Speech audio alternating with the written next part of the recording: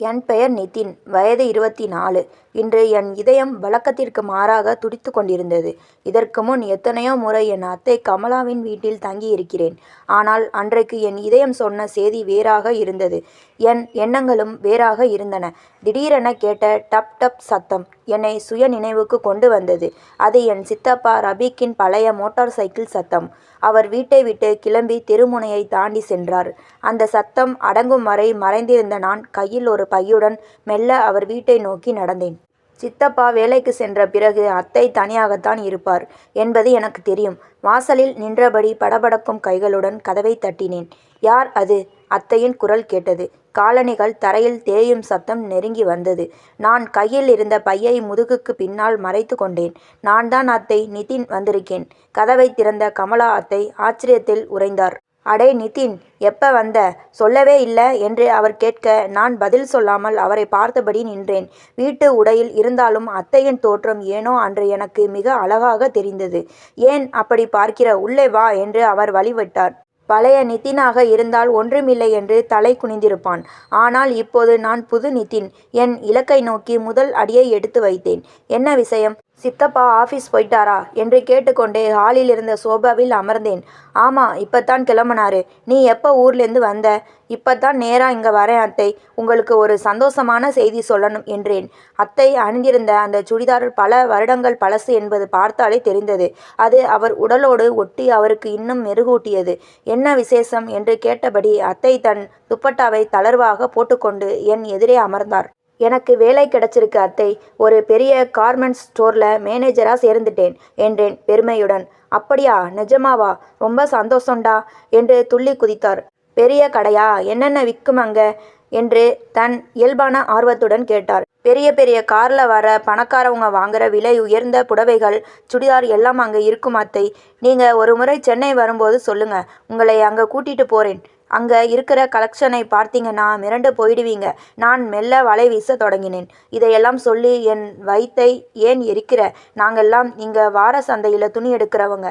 உன் கடையில் இருக்கிறதெல்லாம் வாங்க முடியுமா என்ன என்று சற்றே ஏக்கமாக கேட்டார். அத்தையின் ஆசைகளை நான் அறிவேன். ஏன் இப்படி பேசுகிறீங்க? நீங்கள் ஒரு முறை வந்தால் உங்களுக்கு பிடிச்ச புடவையை நான் கிஃப்ட் பண்ணுறேன். கிஃப்ட் கொடுக்கறதெல்லாம் இருக்கட்டும், உன் சித்தப்பா கல்யாணத்துக்கு அப்புறம் இதுவரைக்கும் ஒரு நல்ல புடவை எடுத்து தரல என்று சலித்து கொண்டார். அவர் தரலைனா என்ன? நீங்கள் தான் என் ஐடியல் லேடி ஆச்சே. தைரியத்தை வரவழைத்து கொண்டு முதல் கல்லை எறிந்தேன். ஐடியலா? அது என்னடா புதுசாக இருக்கு என்று சிரித்தார். ஆமாம், எங்கள் குடும்பத்திலேயே நீங்கள் தான் ரொம்ப அழகு. பார்க்க அப்படியே நடிகை ஜோதிகா மாதிரியே இருப்பீங்க என்று அவருக்கு பிடித்த நடிகையுடன் ஒப்பிட்டு பேசினேன். அட போடா, பொய் சொல்லாத என்று வெட்கப்பட்டாலும் அவர் முகம் மலர்ந்தது. நிஜமாக தான் அத்தை சொல்கிறேன். நீங்கள் ஒரு பட்டுப்புடவை கட்டினா அப்படியே ஜோதிகா தான். புடவையா? அதெல்லாம் கட்டுனா உன் சித்தப்பா அவ்வளோதான், உயிரை வாங்கிடுவார் என்று பயப்படுவது போல் நடித்தார். அவர் இங்கே இல்லையே அத்தை, இப்போதைக்கு உங்கள் ஆசையை மட்டும் சொல்லுங்க என்று நான் அவர் மனதிற்குள் ஊடுருவினேன். என் ஆசையை விடு நிதின், என் மனசெல்லாம் ஆறிப்போச்சு என்றார் விரக்தியாக. நான் விடுவதாக இல்லை. சரி அத்தை, உங்கள் இஷ்டம். நான் கூட உங்களுக்கு ஒரு புடவை கட்டி காட்டி நீங்கள் எவ்வளவு அழகுன்னு புரிய வைக்கலாம்னு நினச்சேன். ஆனால் உங்களுக்கு புடவையே பிடிக்காதுன்னு சொல்லிட்டீங்களே என்று முகத்தை தொங்க போட்டு கொண்டேன். யார் சொன்னா எனக்கு பிடிக்காதுன்னு என்று சட்டென்று கேட்டார். அப்போ பிடிக்குமா? அப்படின்னா அடுத்த முறை வரும்போது ஒரு அழகான புடவை வாங்கிட்டு வரட்டுமா? யாருக்கும் தெரியாது, இது நமக்குள் இருக்கிற ரகசியம் என்றேன் மெல்லிய குரலில். அத்தை யோசித்தார். சரி, பார்க்கலாம். ஆமாம், இவ்வளவு பேசுறிய, இந்த முறை வரும்போது வெறும் கையோடவா வந்த என்று செல்லமாக கோபித்தார். நான் சிரித்து கொண்டே பையை நீட்டினேன். உங்களுக்காக ஒரு கிஃப்ட் கொண்டு வந்திருக்கேன் அத்தை. பார்த்தா ரொம்ப சந்தோஷப்படுவீங்க. ஆனால் ஒரு கண்டிஷன், இதை யாருக்கிட்டையும் சொல்லக்கூடாது. முக்கியமாக அந்த பக்கத்து வீட்டு ரேணுகா கிட்ட எல்லாம் காட்டக்கூடாது என்றேன். ஆவலுடன் பையை வாங்கிய அத்தை அதிலிருந்த நீல நிற சுடிதாரை பார்த்ததும் கண்கள் விரிந்தது. எவ்வளவு அழகா இருக்கு! இதோட எம்ப்ராய்டரி வேலைப்பாட்டை பாரேன். இதை என் தம்பி கல்யாணத்துக்கு போட்டுக்கலாம்னு இருக்கேன் என்றார் உற்சாகமாக. அத்தை, ஒரு முறை போட்டு பார்த்துட்டு வாங்க, அளவு சரியா இருக்கான்னு செக் பண்ணலாம் என்றேன். அவர் தயங்கியபடி அறைக்குள் சென்றார். சில நிமிடங்கள் கழித்து, நிதின், இது நல்லா ஃபிட் ஆகுது, ஆனால் சின்னதா ஏதோ சரியில்லாத மாதிரி இருக்கு என்று உள்ளிருந்து குரல் கொடுத்தார். நான் மெல்ல அறை கதவு வரை சென்றேன். வெளியே வந்து காட்டுங்க அத்தை, நான் எப்படின்னு சொல்றேன் என்றேன். அத்தை கதவை திறந்து வெளியே வந்தபோது அந்த நீல நிற உடையில் தேவதை போல தெரிந்தார். வாவ் அத்தை, உண்மையிலேயே நீங்க ஜோதிகாவை விட அழகா இருக்கீங்க என்று அவர் கையை பிடித்து கண்ணாடி முன் நிறுத்தினேன். அவர் முகம் சிவந்தது. சென்னையில வேலை கிடைச்ச உடனே ரொம்ப புத்திசாலி ஆகிட்ட போல என்றார். புத்திசாலியெல்லாம் இல்லை அத்தை. என் முதல் சம்பளத்தில் 7000 ரூபாய் கொடுத்து வாங்கின ட்ரெஸ் இது. ஏன்னா உங்க மேலே எனக்கு அவ்வளவு அக்கறை என்று உணர்ச்சிகரமாக பேசினேன். என் மேலே உனக்கு ஏன் இவ்வளவு அக்கறை நிதின்? உன் சித்தப்பா கூட என்னை இப்படி பார்த்துக்கிட்டது இல்லையே என்று கண்கள் பணிக்க கேட்டார். அவருக்கு உங்க அருமை தெரியல அத்தை, ஆனா எனக்கு தெரியும் என்று நான் சொல்ல அவர் மௌனமாக என்னை பார்த்தார். அந்த மௌனத்தில் 1000 அர்த்தங்கள் இருந்தன. அவருக்கு உங்க அருமை தெரியல அத்தை என்று நான் மெதுவாக சொல்ல கமலா அத்தை பெருமூச்சு விட்டார். ஆமா நிதின், நீ சொல்றது நிஜம்தான். மனுஷன் ஒரு நாளாவது என்னை பாராட்டி பேசியிருக்காரா? அவருக்கு எதுவுமே தெரியாது என்றார் வருத்தத்துடன். சரி அத்தை, நான் ஒன்று சொல்லவா? தப்பா எடுத்துக்க மாட்டீங்களே என்று அவர் கண்களை பார்த்து பேசினேன். நம்ம 2 பேரும் இப்போ ஃப்ரெண்ட்ஸ் மாதிரி தானே, சொல்லு என்றார் அத்தை. அத்தை, அங்கே சென்னையில் வேலை பார்க்கிற இடத்துல விதவிதமான பொண்ணுங்களை பார்க்கிறேன். ஆனால் நிஜமா சொல்கிறேன், உங்களோட அந்த தோற்றமும் கம்பீரமும் ரொம்ப குறைவான பேர்கிட்ட தான் இருக்கு. பல பேர் மேக்கப் போட்டு தான் அழகு காமிக்கிறாங்க. ஆனால் நீங்கள் இயல்பாகவே அழகு. ஏதோ ஒரு கல் நெஞ்சக்காரனுக்காக உங்களை நீங்களே வருத்திக்கிட்டு இருக்கீங்க என்று மெல்ல அவர் மனதை மாற்றினேன். அத்தை என் பேச்சில் மயங்கி சிரித்தார். நீ சிட்டிக்கு போய் ரொம்ப விவரம் தெரிஞ்சிட்டடா. சரி, நீ இங்கே உட்கார், நான் உனக்கு டிஃபன் எடுத்துட்டு வரேன் என்று சமையல் அறைக்குள் சென்றார். அத்தைக்கும் சித்தப்பா ரபிக்கிற்கும் கல்யாணம் ஆன போது எனக்கு 13 வயது.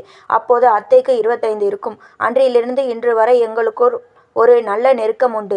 என் அத்தை மோகனா சொன்னது சரிதான். அன்பாக பேசி நம்பிக்கையை வெல்லும் ஆண்களிடம் பெண்கள் சீக்கிரம் மனதை திறந்து விடுவார்கள். நான் கொண்டு வந்த பையிலிருந்து ஒரு ஃபேஷன் பத்திரிகையை எடுத்து புரட்டினேன். அதில் விதவிதமான மாடல்கள் புடவை கட்டியிருந்தனர். அத்தை டிஃபன் தட்டுடன் வந்தவர், என்னடா இது, ஏதோ புத்தகம் பார்க்கிற என்று கேட்டார்.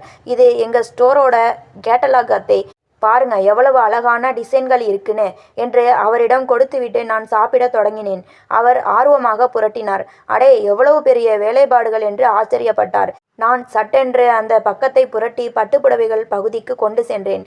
அத்தை, இதை பாருங்க, உங்க அக்கா மகன் சலீம் கல்யாணத்துக்கு இந்த மாதிரி ஒரு கருப்பு நிற சில்க் புடவை கட்டினா எப்படி இருக்கும்? ஊரே உங்களை திரும்பி பார்க்கும். உங்கள் சொந்தக்காரங்க எல்லாம் பொறாமையில் வயிறு எரிய போகிறாங்க என்றேன். நிஜம்தான். ஆனால் உங்கள் சித்தப்பாவுக்கு இதெல்லாம் பிடிக்காது. எனக்கும் இவ்வளவு விலை கொடுத்து வாங்க வசதி இல்லையே என்று வாடினார். நான் ஒரு முக்கியமான கேள்வியை கேட்டேன். ஆமாம், சலீம் கல்யாணத்துக்கு சித்தப்பா வராரா? அதான் இப்போ பெரிய பிரச்சனையே. அவருக்கு லீவு கிடைக்கிறது கஷ்டம்னு சொல்லிட்டு இருக்காரு. அவர் வந்தாலும் வராட்டியும் நான் கட்டாயம் போகணும். நான் அவர் அருகில் நெருங்கி அமர்ந்து மெல்லிய குரலில் சொன்னேன். அத்தை, இப்போ பாருங்க, எல்லா பிரச்சனையும் முடிஞ்சிருச்சு. சித்தப்பா வரலனா உங்களுக்கு எந்த கட்டுப்பாடும் கிடையாது. நீங்கள் சுதந்திரமாக இருக்கலாம். அத்தை யோசித்தார். நீ சொல்கிறது சரிதான். ஆனால் இவ்வளவு விலை உயர்ந்த புடவைக்கு எங்கே போகிறது? அதை நான் பார்த்துக்கிறேன் அத்தை. எங்கள் கடையில் இருந்து நான் உங்களுக்கு பிடிச்ச ட்ரெஸ்ஸை எடுத்துகிட்டு வரேன். கல்யாணம் முடிஞ்சதும் என்கிட்ட திருப்பி கொடுத்துடுங்க. உங்களோட கௌரவமும் குறையாது, செலவும் மிச்சம் என்றேன் லாவகமாக. அத்தை சந்தோஷத்தில் துள்ளினார். நிஜமாவாடா? தேங்க்ஸ் நிதின் என்று என் கைகளை பற்றி கொண்டார். என் கைகள் அவர் கைகளை தொட்டபோது எனக்குள் ஒரு மின்னல் வெட்டியது. ஆனால் அத்தை, ஒரு சின்ன பிளான் இருக்குது. சலீம் கல்யாணத்துக்கு நீங்கள் ஒரு நாளைக்கு முன்னாடியே கிளம்பி சென்னைக்கு வந்துடுங்க. அன்னைக்கு நைட்டு என்கிட்ட இருக்கிற ட்ரெஸ்ஸை எல்லாம் ட்ரையல் பார்த்துட்டு அப்புறம் கல்யாணத்துக்கு போங்க என்றேன். அத்தைக்கு யோசனை பிடித்திருந்தது. Super plan. ஆனால் ஒன்று நிதின், நீயும் என் கூடவே கல்யாணத்துக்கு வரியா என்று அவர் ஒரு புதிய கோரிக்கையை வைத்தார். நான் திகைத்தேன். அத்தை, நான் எப்படி வர முடியும்? என்னை யார் கூப்பிட்டா? அதை நான் பார்த்துக்கிறேன். நீயும் சலீமும் ஏற்கனவே நல்ல ஃப்ரெண்ட்ஸ் தானே? உங்கள் சித்தப்பா கிட்ட நிதினை சலீம் ஃபோன் பண்ணி கூப்பிட்டான். அதனால அவனும் சென்னை வழியா என் கூட வரான்னு சொல்லிடுறேன். அவர் உன்னை சென்னை பஸ்ஸில் ஏற்றி விடுவார். அங்கிருந்து நாம் 2 பேரும் ஜாலியாக கல்யாணத்துக்கு போகலாம் என்று குதூகலித்தார். நான் மாட்டிக்கொண்டேனா அல்லது எனக்கு ஒரு வாய்ப்பா என்று புரியவில்லை. சரி அத்தை, ஆனால் நான் சொன்ன மாதிரி ஒரு அழகான பட்டுப்புடவை கொண்டு வருவேன். அதை நீங்கள் கட்டிட்டு வரப்போ நீங்கள் அப்படியே ஜோதிகா மாதிரி இருக்கணும் என்றேன் கிண்டலாக. போடா சேட்டை பிடிச்சவனே, நான் உனக்கு அத்தைடா, கொஞ்சம் பயபக்தியா இரு என்றே வெட்கத்துடன் என்னை அடித்தார். இருக்கட்டும் அத்தை, ஆனால் நாம் இப்போ ஃப்ரெண்ட்ஸ். ஒரு சத்தியம் பண்ணுங்க. இந்த சலீம் கல்யாணத்தை நீங்கள் முழுசாக என்ஜாய் பண்ணணும். உங்கள் மனசில் இருக்கிற கவலையெல்லாம் மறந்துடணும், சரியா என்று என் கையை நீட்டினேன். அத்தை சிரித்து கொண்டே என் கையை தட்டி சத்தியம் செய்தார். நிச்சயமா அத்தை, இந்த முறை உங்கள் சொந்த ஊரில் எல்லாரும் உங்களை பார்த்து வியக்க போகிறாங்க. அந்த கெட்ட மனுஷனை விட்டுட்டு உங்கள் அழகை கொண்டாடுற இடத்துக்கு வாங்க என்று நான் வலை தோளை விரித்தேன். நிஜமாவாடா? ஒரு வேளை யாருக்காவது தெரிஞ்சா என்று கமலா அத்தை கொஞ்சம் தயங்கினார். யாருக்கு தெரிய போகுது? நீங்க ஒரு நாளைக்கு முன்னாடியே கிளம்பி சென்னைக்கு வந்துடுங்க. உங்களுக்கு பிடிச்ச ட்ரெஸ்ஸை ட்ரையல் பார்த்துக்கலாம். அப்படியே உங்களை சுத்தி காமிக்கிறேன். என் கூட வருவீங்கல்ல என்று நான் கொஞ்சம் குறும்பாக கேட்டேன். நிதின், நீ ரொம்ப விவரம் தெரிஞ்சவனா ஆயிட்டடா. சரி, யோசிச்சு சொல்றேன் என்றார். அவர் யோசிச்சு சொல்றேன் என்று சொன்னபோதே என் பாதி வலைக்குள் அவர் விழுந்து விட்டார் என்று எனக்கு புரிந்தது. அத்தை, நான் கிளம்புறேன். பெரியம்மா வீட்டுக்கு ஒரு எட்டு போயிட்டு அப்படியே ஊருக்கு போகணும். ஆனா ஒன்று, நான் சொன்ன எதையும் பெரியம்மா கிட்ட சொல்லிடாதீங்க என்று அவர் தோள் மீது உரிமையுடன் கை வைத்தேன். அதெல்லாம் சொல்ல மாட்டேன்டா.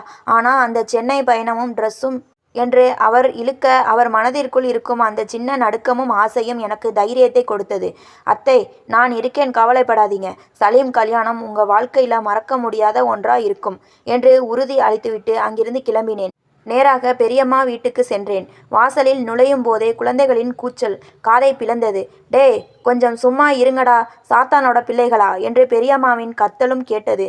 என்னை தற்செயலாக பார்த்த அவர் மகன் யாசிர் நிதின் அண்ணா என்று கத்திக்கொண்டே ஓடி வந்து என்னை கட்டி கொண்டான். பின்னாடியே நாசிரும் வந்து ஒட்டி கொண்டான்.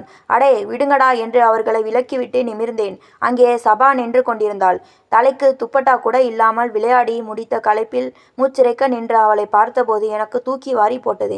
நேற்றைய சிறுமி இன்று வளர்ந்த இளம்பெண்ணாக தெரிந்தாள். நிதின் அண்ணா, நான் இப்போ உங்க தோள் உயரத்துக்கு வளர்ந்துட்டேன் பார்த்தீங்களா என்று அவள் மழலையாக கேட்க நான் ஒரு நிமிடம் தடுமாறி போனேன். அவளை விடு நிதின், இவளுக்கு இன்னும் விவரம் வரல. எப்பவும் இப்படித்தான் துப்பட்டா இல்லாம திரியிறா என்று சமையலறையில் இருந்து வந்த பெரியம்மா சொன்னார். ஆச்சரியம் என்னவென்றால், முன்பு என்னை வெட்டிப்பயல் என்று திட்டும் பெரியம்மா அன்று என்னை வாஞ்சையோடு வரவேற்றார். நெற்றியில் முத்தமிட்டு, வாடா கண்ணா, சென்னை வேலை எப்படி இருக்கு? சபா அண்ணனுக்கு டீ போடு. நாசிர், போய் சூடா சமோசா வாங்கிட்டு வா என்று அதிகாரமிட்டார். இந்த மாற்றத்திற்கு காரணம் நான் வீட்டிற்கு வருவதற்கு முன் அனுப்பி வைத்த பணம்தான் என்பது எனக்கு தெரியும். இதெல்லாம் என் இன்னொரு அத்தை மோகனா கொடுத்த ஐடியா. சாப்பிட்டு முடித்த பின் அந்த வீட்டின் மொட்டை மாடி அறைக்கு சென்றேன். கடந்த 12 வருடங்களாக நான் வாழ்ந்த அறை அது. அந்த பழைய கயிற்று கட்டிலில் படுத்தபடி பழைய நினைவுகளை அசை போட்டேன். நாங்கள் 3 குடும்பங்கள். என் அப்பா பெரியப்பா சஃபிக், அப்புறம் சித்தப்பா ரபிக். என் அப்பா ஒரு விபத்தில் இறந்த பிறகு 12 வயதில் அனாதையாக நின்ற என்னை இந்த பெரியம்மா தான் கூட்டிட்டு வந்தார். அப்போது யாசிர் கைக்குழந்தை. கமலா அத்தை இன்னும் குடும்பத்திற்குள் வரவில்லை. இன்று எனக்கு 24 வயது. சரியாக 12 வருடங்கள் கழித்து எனக்கான காலம் கணித்திருக்கிறது. 12 வருஷம் போனா பால் அடைந்த இடமும் குப்பை மேடும் கூட கோபுரமாகும் என்பார்கள். என்னை மதிக்காத இந்த ஊரும் என் உறவுகளும் இன்று என் பணத்திற்காக காத்திருக்கிறார்கள். ஆனால் என் கண்கள் கமலா அத்தையையும் மனது மோகனா அத்தையையும் சுற்றி வந்தது. என் வாழ்க்கை இனி ஒரு புதிய பாதையில் பயணிக்கப் போகிறது என்று மட்டும் எனக்கு தெளிவாக தெரிந்தது. மொட்டை மாடி அறையில் படுத்திருந்த நிதினின் மனதில் அத்தை மோகனாவின் முகம்தான் நிழலாடியது. கிராமத்து உறவுகளின் ஏழ்மையையும் ஏக்கங்களையும் எப்படி கையாள வேண்டும் என்று மோகனாதான் அவனுக்கு கற்றுக் கொடுத்திருந்தார். பணம் பாதாளம் வரை பாயும் நிதின். அந்த பணத்தை காட்டி உன்னை சுற்றி ஒரு மாயையை உருவாக்கு. உன் உறவுகளின் பலவீனத்தை உன் பலமாக மாற்றிக்கொள். மோகனா அத்தை சொன்ன இந்த வார்த்தைகள் அவன் காதுகளில் ஒலித்து கொண்டே இருந்தன. அன்று மாலை கிளம்பும் முன் பெரியம்மா இபத்தியிடம் சென்று, பெரியம்மா, நான் சென்னைக்கு கிளம்புறேன். சலீம் கல்யாணத்துக்கு நான் கண்டிப்பா வருவேன். அப்போ சபாவுக்கும் நாசிருக்கும் இன்னும் நிறைய கிஃப்ட்ஸ் கொண்டு வரேன் என்றேன். பெரியம்மா வழிந்தோடி வழியனுப்பி வைத்தார். சென்னைக்கு திரும்பிய 2 நாட்கள் என் ஃபோன் எப்போது அடிக்கும் என்ற எதிர்பார்ப்பிலேயே கழிந்தது. 3வது நாள் இரவு 10 மணிக்கு ஒரு புதிய எண்ணிலிருந்து அழைப்பு வந்தது. ஹலோ நிதின், நான் தான் கமலா அத்தை பேசுகிறேன். அவர் குரலில் ஒருவித நடுக்கம் இருந்தது. சொல்லுங்க அத்தை, என்ன ஆச்சு? ஏன் ஒரு மாதிரி பேசுறீங்க? இல்லடா, நீ சொன்ன அந்த பட்டுப்புடவை விஷயம், அப்புறம் ஒரு நாளைக்கு முன்னாடி சென்னை வர்றது, இதையெல்லாம் நினச்சா எனக்கு தூக்கமே வரல. உன் சித்தப்பா கிட்ட ஒரு வழியா சம்மதிக்க வச்சிட்டேன். கல்யாணத்துக்கு முதல் நாளே நிதின் அங்கே ஸ்டேஷனில் வந்து கூட்டிட்டு போவான். அங்கிருந்து 2 பேரும் சலீம் வீட்டுக்கு போகலாம்னு சொல்லிட்டேன். அவர் சரின்னு சொல்லிட்டாரு. நான் மெல்ல சிரித்து கொண்டேன். அப்போ பிளான் ஓகே தானே அத்தை? பட்டுப்புடவை ரெடி பண்ணிடட்டுமா? இருக்கட்டும் நிதின், ஆனால் அந்த கிஃப்ட்டுன்னு ஒன்று சொன்னியே, அது என்னடா? நிஜமாவே எனக்கு பிடிக்காதது எதையும் நீ செய்ய மாட்டேல்ல என்று தயக்கத்துடன் கேட்டார். அத்தை, நான் உங்கள் நண்பன், உங்களை அழகுபடுத்தி பார்க்கணும்னு நினைக்கிற ஒரு விசிறி. நான் கொண்டு வர கிஃப்ட் உங்களுக்கு பிடிச்சிருந்தா மட்டும் ஏற்றுக்கோங்க, இல்லைனா வேணாம். ஆனால் சென்னைக்கு வாங்க, மற்றதை நான் பார்த்துக்கிறேன் என்று நம்பிக்கையூட்டினேன். 10 நாட்கள் கழித்து சென்னை சென்ட்ரல் ரயில் நிலையத்தில் கமலா அத்தை வந்து இறங்கினார். சித்தப்பா ஊரில் இருந்து அவரை பாதுகாப்பாக ரயிலில் ஏற்றி விட்டிருந்தார். ரயிலை விட்டு இறங்கிய அத்தையை பார்த்த எனக்கு ஒரு நிமிடம் மூச்சு நின்றது. மேக்கப் எதுவும் இல்லாமல் சாதாரண காட்டன் புடவையில் இருந்தும் அவர் அவ்வளவு வசீகரமாக இருந்தார். நான் கார் கதவை திறந்து அவரை வரவேற்றேன். "என்ன நிதின், சொந்தமா காரா?" என்று ஆச்சரியப்பட்டார். "இல்ல அத்தை, இது கம்பெனி கார். இப்போதைக்கு என் கஸ்டடியில இருக்கு. முதல்ல என் வீட்டுக்கு போவோம், அப்புறம் நீங்க ட்ரெஸ் செக் பண்ணலாம்" என்றேன். வீட்டிற்கு சென்றதும் நான் அவருக்கு ஏற்கனவே வாங்கி வைத்திருந்த அந்த பார்சல்களை கொடுத்தேன். அதில் அந்த விலை உயர்ந்த நீல நிற பட்டுப்புடவையும் அதற்கேற்ற நகைகளும் இருந்தன. ஆனால் அதன் அடியில் ஒரு சிறிய பெட்டி இருந்தது. "இது என்ன நிதின்?" என்று அந்த சிறிய பெட்டியை திறந்தார் அத்தை. அதில் இருந்தது ஒரு நவீன ரக ஸ்லீவ்லெஸ் ஜாக்கெட் மற்றும் சில மாடர்ன் அலங்கார பொருட்கள். அதை பார்த்ததும் அத்தையின் முகம் சிவந்தது. "டேய், இதெல்லாம் நான் எப்படி கட்டுவேன்? இதெல்லாம் ரொம்ப ஓவரா இல்லையா?" என்று சலித்து கொண்டார். "அத்தை, இதுதான் சென்னை ஸ்டைல். இதை தான் நான் கிஃப்ட்னு சொன்னேன். சலீம் கல்யாணத்தில் நீங்கள் பழைய கமலா அத்தையா இல்லாம ஒரு ஸ்டைலிஷ் ஆன தேவதையா இருக்கணும். எனக்காக ஒரு முறை போட்டு பாருங்களேன்" என்று கெஞ்சினேன். அத்தை நீண்ட நேரம் தயங்கிவிட்டு அந்த உடையுடன் அறைக்குள் சென்றார். சுமார் 20 நிமிடங்கள் கழித்து அறை கதவு திறந்தது. வெளியே வந்த பெண்ணை பார்த்து நான் அதிர்ந்து போனேன். இது என் அத்தையா அல்லது ஏதோ படத்தின் வரும் கதாநாயகியா? அந்த ஸ்லீவ்லெஸ் ஜாக்கெட் மற்றும் இளநீல பட்டுப்புடவையில் அவர் அப்படியே பாலிவுட் நடிகை போல தெரிந்தார். "நிதின், எனக்கு ஒரு மாதிரியா இருக்குடா. யாராவது பார்த்தா என்ன நினைப்பாங்க" என்று தன் கைகளால் தோள்களை மறைக்க முயன்றார். நான் அவர் அருகில் சென்று கண்ணாடியின் முன் அவரை நிறுத்தினேன். "அத்தே, இங்க பாருங்க, நீங்க எவ்வளவு அழகா இருக்கீங்கன்னு உங்களுக்கே தெரியல. அந்த பழைய பழைய சுடிதாரும் சித்தப்பாவோட குத்தல் பேச்சும் உங்க அழகை மறைச்சி வச்சிருந்தது. இன்னைக்கு தான் நீங்க உண்மையாவே நீங்களா இருக்கீங்க" என்று அவர் தோள் மீது மெல்ல கை வைத்தேன். அத்தை கண்ணாடி வழியே என் கண்களை பார்த்தார். அந்த பார்வையில் பயம் மறைந்து ஒருவித புதுமையான பெருமிதம் தெரிந்தது. "நிஜமாவே நான் அழகா இருக்கேனா நிதின்?" என்று கேட்டார். "அழகுங்கிற வார்த்தை உங்களுக்கு பத்தாது அத்தை. நீங்க ஒரு பேரதிசயம்" என்று நான் சொல்ல அவர் மெல்ல புன்னகைத்தார். சித்தப்பா இல்லாத அந்த சென்னை இரவில் நிதினும் கமலா அத்தையும் ஒரு புதிய ரகசிய பயணத்தை தொடங்கியிருந்தனர். சலீம் வீட்டு திருமணத்திற்கு செல்வதற்கு முன் அவர்களுக்குள் ஒரு புதிய பந்தம் மலரத் தொடங்கியிருந்தது. மறுநாள் காலை சென்னை புறநகரில் இருந்த சலீமின் திருமண மண்டபத்திற்கு நாங்கள் சென்றோம். கார் கதவை திறந்து கமலா அத்தை கீழே இறங்கிய போது அந்த இடமே ஒரு நிமிடம் ஸ்தம்பித்தது. நிதின் தேர்ந்தெடுத்த அந்த நீல நிற பட்டுப்புடவையும் நவீன அலங்காரமும் அவரை அந்த ஊர் ஆட்களுக்கு அடையாளம் தெரியாத அளவுக்கு மாற்றியிருந்தது. "யாரது? சினிமாவில் இருந்து யாராவது வந்திருக்காங்களா?" என்று உறவினர்கள் முணுமுணுத்தனர். பெரியம்மா இபத்து ஓடி வந்து, "அடியே கமலா, இது நீயா? என்னடி இப்படி மாறிட்ட? அப்படியே அடையாளம் தெரியல" என்று ஆச்சரியத்தில் வாயடைத்து போனார். அத்தைக்கு ஒரு பக்கம் பெருமையாகவும் மறுபக்கம் லேசான நடுக்கமாகவும் இருந்தது. நான் அவருக்கு பின்னால் ஒரு பாதுகாவலன் போல நின்று புன்னகையோடு இதையெல்லாம் ரசித்து கொண்டிருந்தேன். திருமணம் முடிந்து வரவேற்பு நிகழ்ச்சி நடந்து கொண்டிருந்த போது யாரும் எதிர்பார்க்காத ஒன்று நடந்தது. ஊரிலிருந்து வரமாட்டேன் என்று சொன்ன சித்தப்பா ரபிக் திடீரென மண்டபத்திற்குள் நுழைந்தார். அத்தையை பார்த்த சித்தப்பாவின் கண்கள் சிவந்தன. கூட்டத்திற்கு நடுவே அத்தையை தனியாக அழைத்துச் சென்றார். "என்ன இதெல்லாம்? குடும்ப பொண்ணு இப்படித்தான் ட்ரெஸ் பண்ணுவாளா? யாரை கேட்டு இந்த மாதிரி ஜாக்கெட் எல்லாம் போட்ட?" என்று எகிறினார். அத்தை ஒரு நிமிடம் அழுது விடுவார் என்று நான் நினைத்தேன். ஆனால் கடந்த 2 நாட்களாக நான் அவருக்கு ஊட்டிய தன்னம்பிக்கை அங்கே வேலை செய்தது. "ஏன் இப்படி சத்தம் போடுறீங்க? இது சென்னை.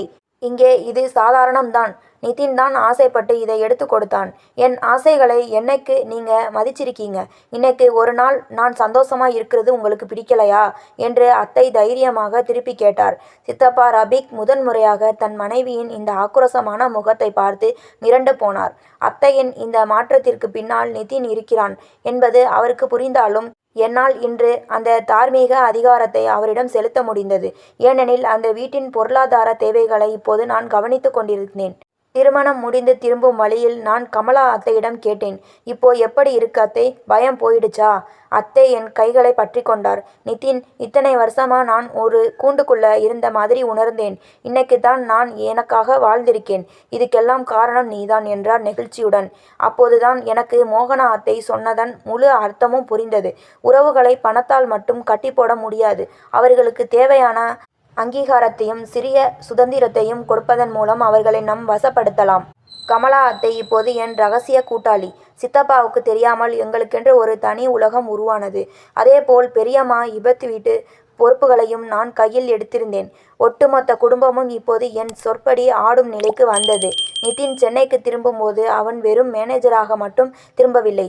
ஒரு சிதறிக் கடந்த குடும்பத்தை தன் கட்டுப்பாட்டுக்குள் கொண்டு வந்த சூத்திரதாரியாக திரும்பினான். அன்பு, அதிகாரம், ஆசை இந்த மூன்றையும் சரியான விதத்தில் கலந்தால் யாரையும் வெல்லலாம் என்பதை அவன் மோகனா அத்தையிடமிருந்து கற்றுக்கொண்டான். கமலா அத்தையின் அந்த நீல நிற புடவை வெறும் ஆடை மட்டுமல்ல, அது நிதின் தன் அதிகாரத்தை நிலைநாட்டிய வெற்றி கொடி. வாழ்க்கை என்பது சதுரங்கம் போன்றது. காய்களை சரியாக நகர்த்த தெரிந்தால் நிதினை போன்ற சாதாரணமானவர்களும் ராணிகளை தன் பக்கம் இழுத்து வெற்றி பெற முடியும். இது போன்ற கதைகளை தொடர்ச்சியாக கேட்க லைக் பண்ணுங்க, ஷேர் பண்ணுங்க, கமெண்ட் பண்ணுங்க. மறந்து விடாமல் சப்ஸ்கிரைப் பண்ணுங்க.